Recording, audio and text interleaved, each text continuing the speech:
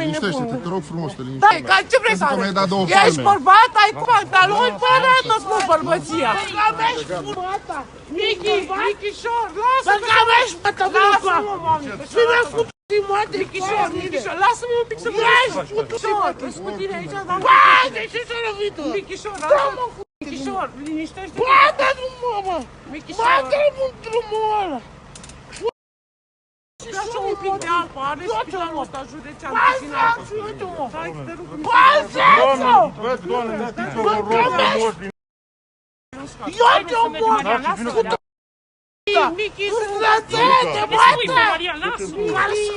Michi, da drumul! Da drumul!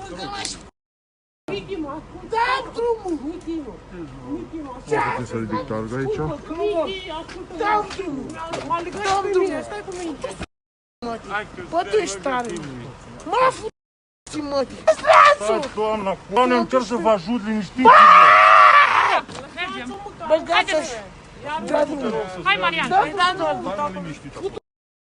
Băia, ce scrie? Incredibil, bă, bă! Țaia de măta! Țaia de măta! Care s-o fut 50 de lei! Măta aia, bă!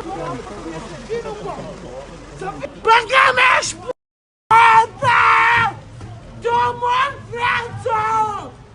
Franțo! Doamne Dumnezeu, mi-a frică, înțelegi? N-am făcut rău la nimeni, nu nimic. Auzi pe pic de apă, mi-e set, mi-e rău.